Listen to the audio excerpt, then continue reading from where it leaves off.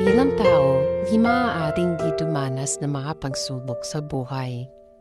Iba-iba nga lang, may mabibigat, may slave bigat. Basta't lagi mong pakakatandaan, huwag kang makakalimot sa Diyos. Itaas mo lahat sa Kanya at bibigyan niya yan ng kasagutan. Ang bawat isang problema na kinakaharap mo, yun na lang depende. No? Depende sa oras, panahon at lugar.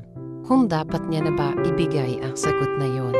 Huwag din magdamdam kung hindi agad mapakinggan sapagkat merong mga dahilan kung bakit hindi niya pa pinibigyan ng kasagutan ang bawat problemang dinadanas.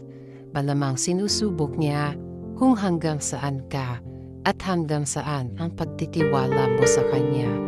Kaya lagi pakatandaan, habaan ng pagpapasensya, panatilihin ang pananalig sa Diyos sapagkat iyan ay napakalaking bagay upang ikay makausad sa kung anumang kinakaharap mong problema o suliranin sa buhay. Huwag mo din isiping magpakamatay, napakasarap mabuhay kahit may mga problema kang kakaharapin. Ganyan talaga ang buhay, kaibigan.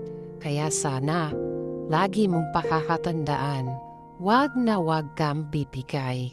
Maging matibay ka at panatilihin ang lagi kong sabi, manalig, manalig, magdasal, magdasal sa Diyos na may kapal.